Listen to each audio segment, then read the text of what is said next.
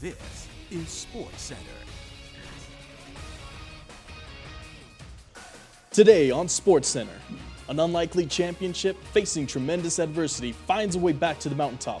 We'll show you how the Golden State Warriors handled business in Boston to win their fourth championship in 8 years. After that, Game 2 of the Stanley Cup Finals featured a shutout and 7 goals slapped on the defending champions. We'll break down how the Colorado Avalanche had one of the most dominating performances in NHL playoff history. Also, an unfortunate injury and a big series sweep against the NL West leading Padres. Stay tuned for another Father's Day victory for the Rockies.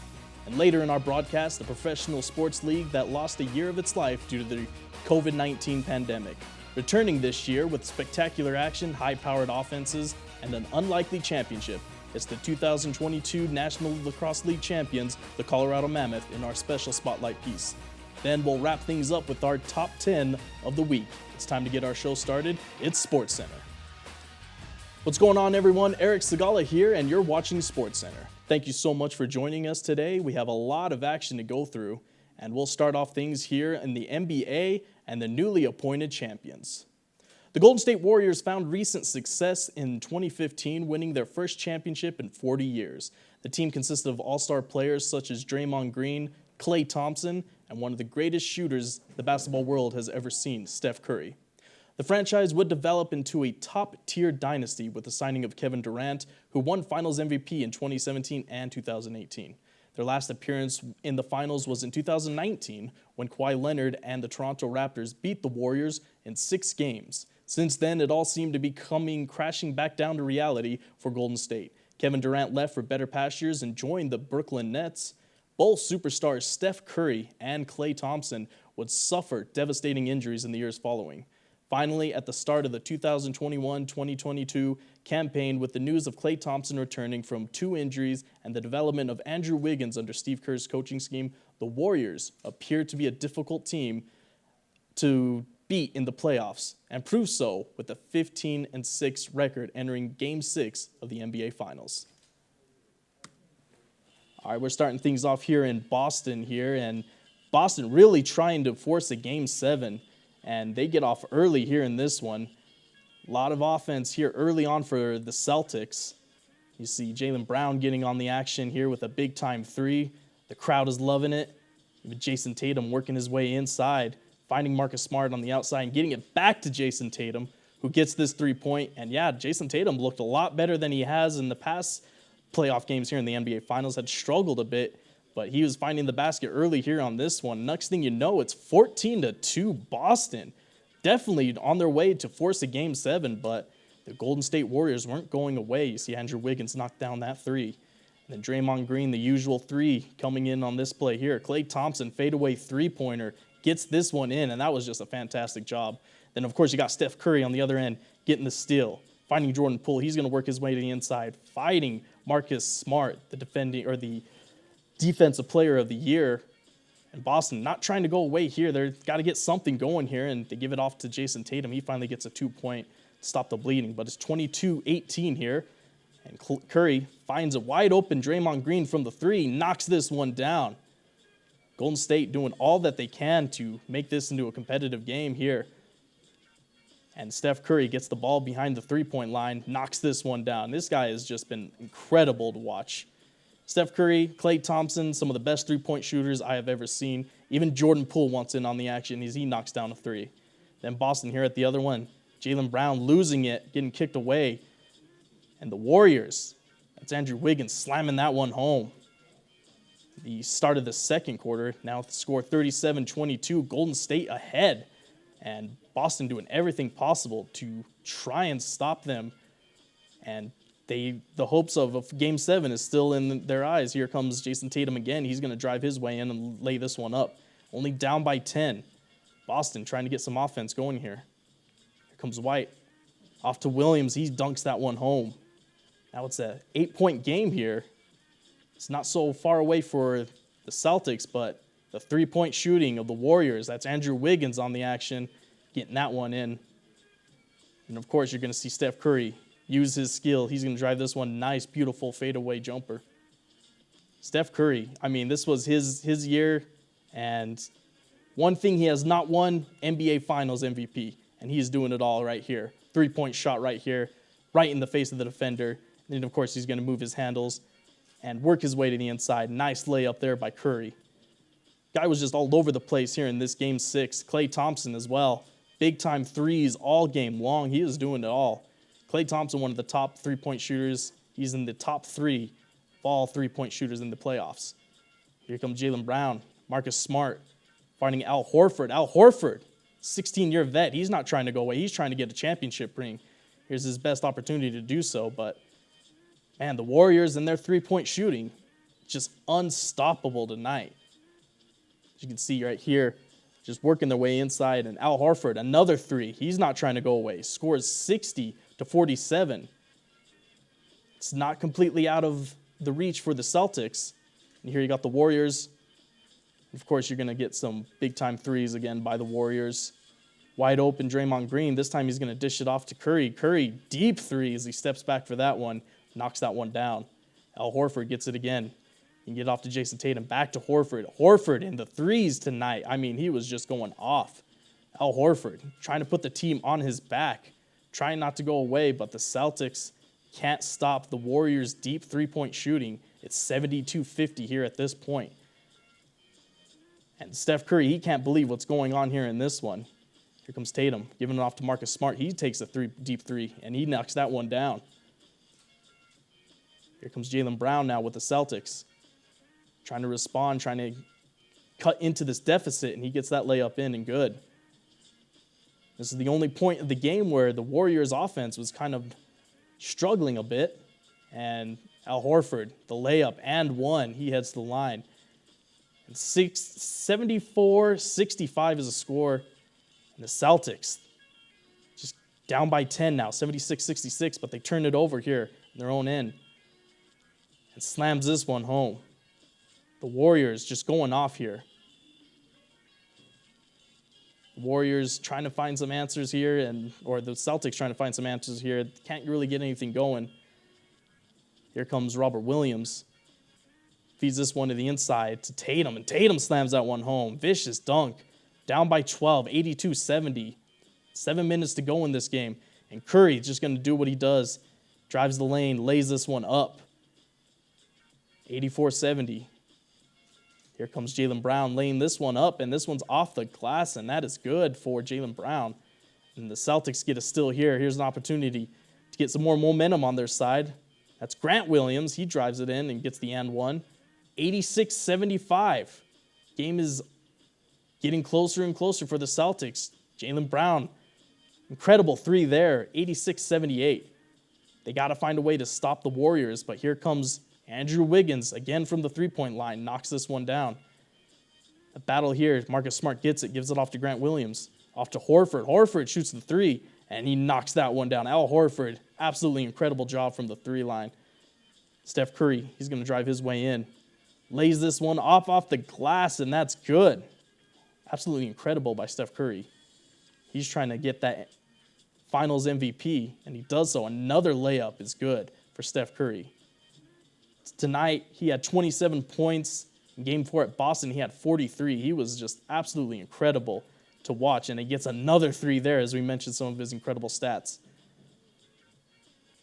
Curry feeds this one off to a wide-open Andrew Wiggins, who has been nailing them from the three-point line, and that is it. They take off with this victory here. No Game 7. Boston fans have to sit there and watch the Warriors celebrate a championship. And it's their fourth in the past 8 years. That's what Curry had to say. Get goosebumps just thinking about, all those snapshots and episodes that we went through to get back here, individually, collectively, and that's why I say I think this championship hits different. And that's why I had so many emotions and still will, just because of what it took to get back here. Congratulations to the Golden State Warriors for their 7th NBA championship. The future is very bright in San Francisco, with rising young stars such as Jonathan Kuminga and James Wiseman to help the already established superstars. This team is going to be scary entering next season. We now switch our focus to the NHL. The Colorado Avalanche are in the Stanley Cup Finals for the first time in over 20 years. Their opponent, the two-time defending champion Tampa Bay Lightning. This is Game 2 of the Stanley Cup Finals. All right, Avalanche here. Game 2 of the Stanley Cup Finals against the defending champions, Tampa Bay Lightning, trying to get some things going here. You're going to see them get off to an incredible start here. Here, the first goal of the night. It's Burakovsky to Nichushkin. So you get this one in the back of the net. Beautiful pass there on the inside. Here it comes with the breakaway. Here comes Cogliano. He's going to pass it back to Josh Manson. Manson on the side, and he gets that one in. 2-0 here in the first period. The Avs ain't done here yet. Andrei Burakovsky to Mikko Rantanen. Rantanen gets this one off the rebound. And that's Burakovsky in that one on the rebound. Absolutely incredible. Vasilevsky thought he had a chance there. Unfortunately, couldn't come through. Second period now. That's going to be Nichushkin getting that one from Cale Makar. Or Mikko Rantanen, excuse me. Nichushkin gets this goal right there. Another breakaway for the Avs here as they're coming flying high. And that one, absolutely incredible. Darren Helm finds the back of the net, finding 2 defenders. Gets the corner of the net. Third period here. Colorado Avalanche up 5-0. And the fans here in Denver are loving every minute of it. You're going to come Cale Makar wide open on this one. He finds the back of the net on this goal.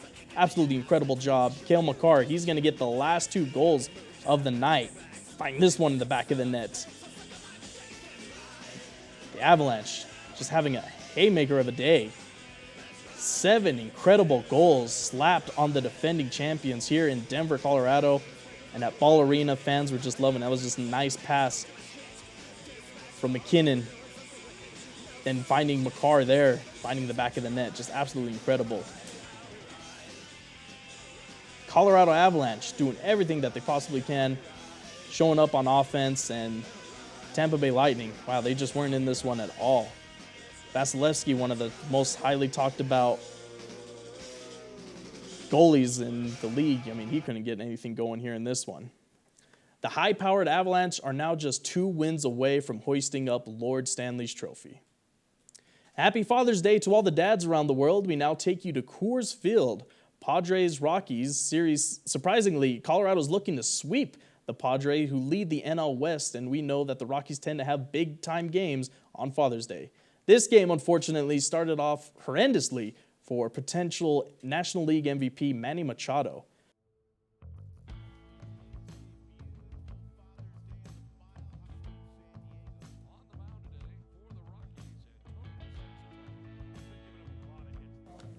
All right, Rockies here, Padres, Father's Day. This injury to Manny Machado, I mean, it's hard to say. It looked a lot worse than what it turned out to be. It turned out to be a high ankle sprain.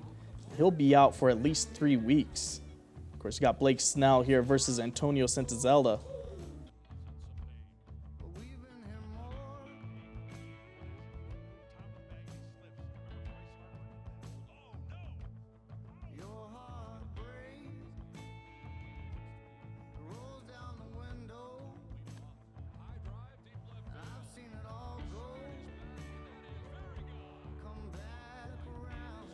We're going to get to the top of the second here. And Luke Voigt, home run, number 9 of the year. And yeah, just Padres get up on the board first here early on. Of course, bottom of the second, here comes Elias Diaz. He gets an RBI here at the bottom of the second. CJ Cron will run this one in. And the second baseman can't make the catch on that play. It's a nice hit for Elias Diaz. Then at the bottom of the 5th, here comes Brendan Rodgers. Well, first we're going to get a nice, incredible catch by Bouchard. It was his first game starting here today on out left field.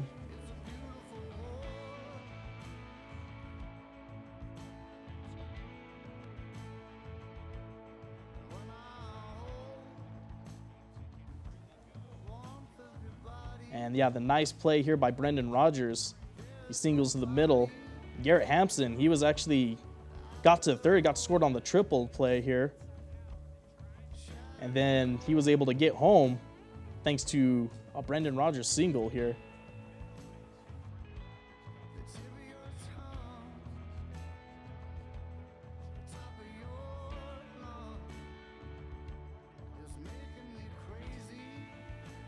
Next up, CJ Crone heads back. He's going to ground this ball left and sends Jonathan Daza home. And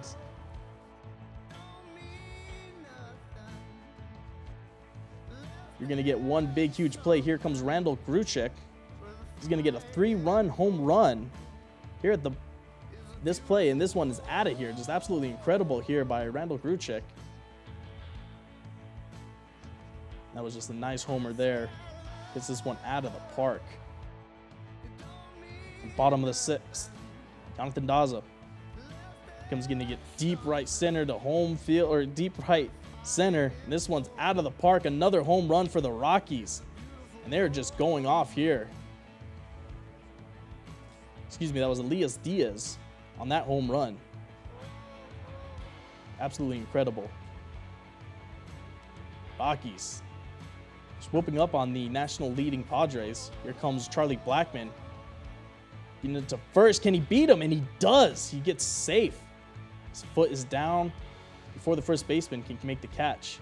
And of course, you're going to get CJ Crone. He hits another one, his third RBI of the day.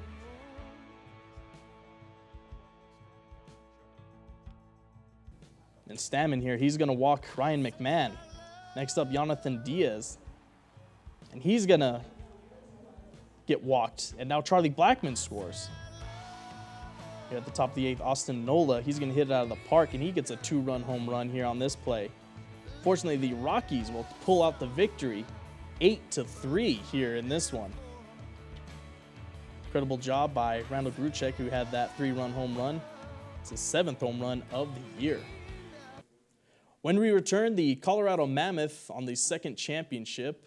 Stick around, you're watching Sportscenter. Welcome back to Sportscenter.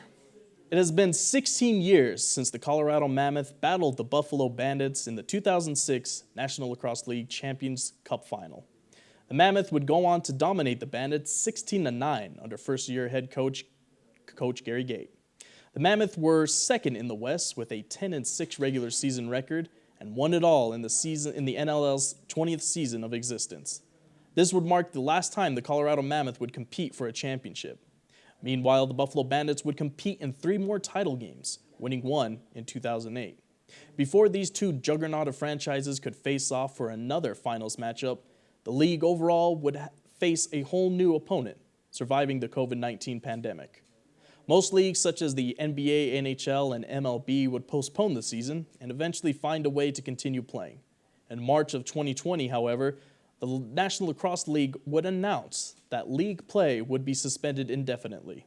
In June, it was announced that playoffs were canceled, and in February of 2021, the league canceled the entire season due to Canada's travel restrictions requiring hotel quarantine. This had created a lot of uncertainty for the future of the league, considering a couple of years ago, the Major Lacrosse League had folded. It was a dark time for lacrosse fans. Then, after a year and a half of no play, the league returned on December 3rd, 2021. This is the journey of the Colorado Mammoth returning to glory to start off the new post-COVID era.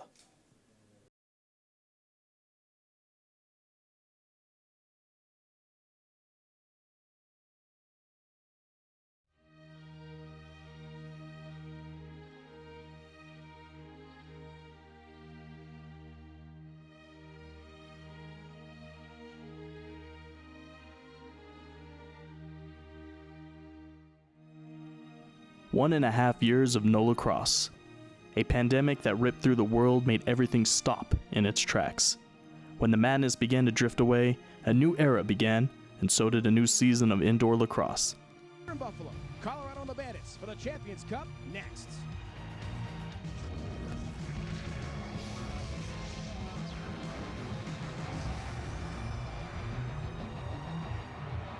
Are they ready for indoor lacrosse in Buffalo or what? Mistakes become magnified when you play 4-on-4 lacrosse. Driving in. Score! Langtry again! Brian Langtry, an acrobatic goal. Gene Ash has just come through time and time again. On a breakout, the other way, a score! What a goal from Langtry! Diving outside the crease and beating Dietrich. It was 16 long years ago since the Mammoth won the championship in 2006. And now, With the new season starting from scratch, they had a chance at winning another.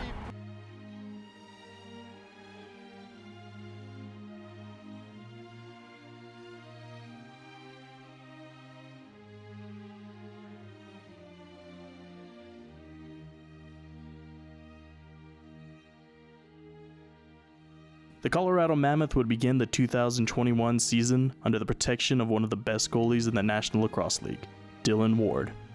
He would go on to have recorded over 985 minutes of play, 10.22 goals against average, and 688 saves, and finish the regular season with a 9-7 record and an .804 save percentage. Part of this is our game prep, so we're going to be going over a lot of technical stuff. Just be patient, soak it up, all right? We have to be thinking about next weekend. Not waste this opportunity to get better. The Mammoth and their relentless high-powered offense would finish the year 10-8, having one of the best home records in the West at 7-2. It was apparent that head coach Pat Coyle had his team ready to go when the season began. The more you can just practice with your team and get used to each other, and especially since we haven't played for a year and a half, the more time we have with that, the better, I think. Go deep, go deep, go, go.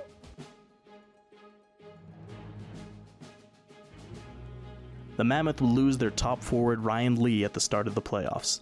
Lee was second in the league in points with 119 and having 85 assists on the year. But Eli McLaughlin, Zed Williams, and Connor Robinson stepped up for Ryan Lee, and the three led the playoffs in goals. Chris Wardle was third in assists with 22. These men elevated Colorado to championship contention. They finished tied for second in the West and powered through the Calgary Roughnecks in the opening single-game elimination round, then faced the San Diego Seals in the Western Conference Finals, beating them 2-1 in the series. The Colorado Mammoth would play the very same team they played all those 16 years ago in the championship, the Buffalo Bandits. Game 1 would be in Buffalo and would turn out to be a nail-biter. Priolo picked, Williams shoots! That misses the mark.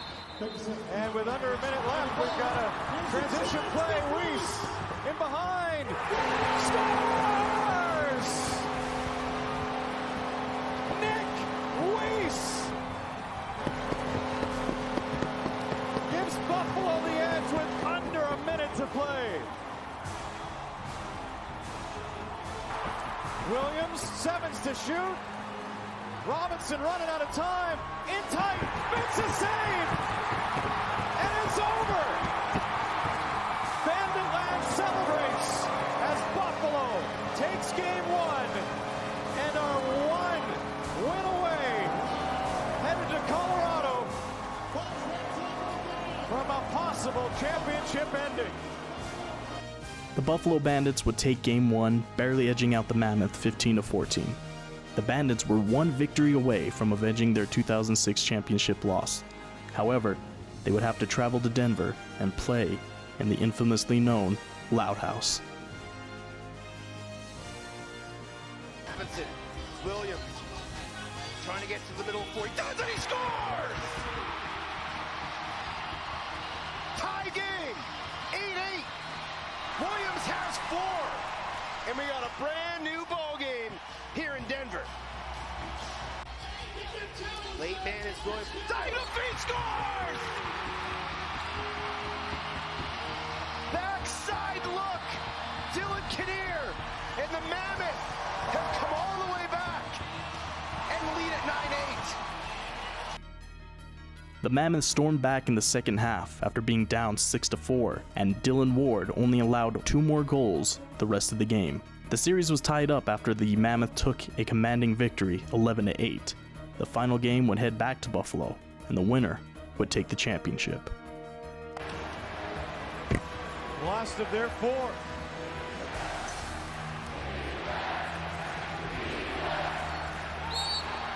Zed Williams delivers the hat-trick goal, and the Mammoth back up by 1. Wardle takes it, leaps, scores! Wow, from Wardle. The Mammoth would take a 7-6 lead entering the fourth quarter, and Dylan Ward would solidify himself as finals MVP, facing 368 shots and saving 289 of them. In the final minutes, the Ward wall stood strong and did not allow the Bandits to come any closer to a tied game. Colorado, underdogs no more. They win game 3 in Buffalo, and the Mammoth are 2022 NLL champions.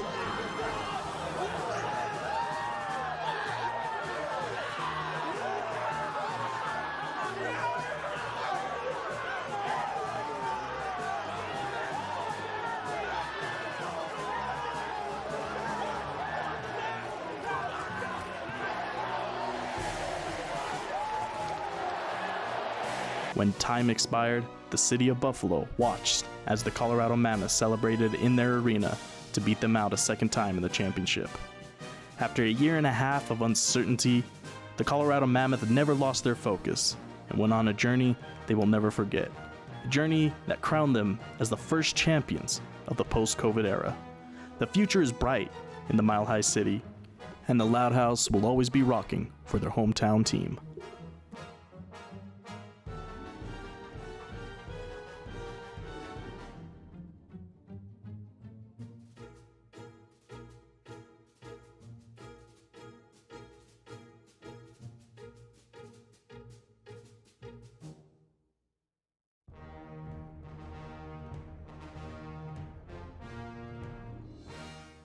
Congratulations to the Colorado Mammoth for their second National Lacrosse League championship. When we return, it's SportsCenter's Top 10 and the most vicious elbow you will ever see. Stick around, you won't want to miss it. All right, welcome back to SportsCenter. It's time for Top 10. And we will take you to Big 3 basketball here for number 10. Former Denver Nugget Corey Brewer here trying to finish the dunk, but he is denied by Michael Beasley with a big-time block. It's absolutely fantastic job here. Beasley denying Brewer. Number 9, College World Series, Arkansas Stanford. Here, Arkansas, Robert Moore. Nice play here to get the out. Arkansas scored 17 runs, winning this one easily, 17-2. And it was just a nice out here at the first. Then number 8, we're going to go to LPGA action here. And check this out. Brooke Henderson getting this one out of the sand and finds the hole for the birdie. Very impressive play there. Number 7, Athletes Unlimited softball. Here comes Sis Bates getting down and dirty. Gets the throw off and the out at first. Team Fisher would win this one 3-2 with the victory. And of course, we're going to go to number 6 here to MLS Soccer. Seattle Sounders, LAFC, Stefan Fry with the double save. You rarely see something like this, especially from dead point range. Such a difficult position to play. And Fry making it look easy with that double save. Absolutely incredible play. Number 5, Avalanche, Lightning, Valerie Nichushkin, already with a couple of goals in this game. However, this one is not. We have to give some Lightning highlights today. And this save by Vasilevsky is a thing of beauty with the glove. Number 4, MLB, Brewers Reds, Tyrone Taylor. He's going to reach out for the acrobatic catch. Keeps his focus, gets the Brewers out here, and they come out victorious. 7-3 here for the Brewers. Number 3, you're going to get ATP. Tennis here. Danilo Medvedev and Oscar Ott. And watch this exchange. Ott with the backhand and nice hustle earns him the point. Medvedev, however, wins this one 7-6, 6-3. MLB now, number 2 here. The Yankees, Blue Jays. And off the bunt, David Phelps dives on the knees, gets the out at first. Fantastic play here, but the Blue Jays will go on to lose this one 4-0. And for our number 1 spot, UFC, we're going to take you inside the octagon. And how about to top things off with a first-round knockout?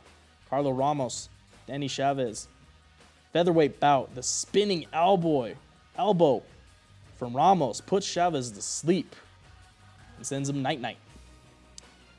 And that was your top 10. Thank you so much for watching. Until next time, this was Eric Sigala, and you are watching SportsCenter.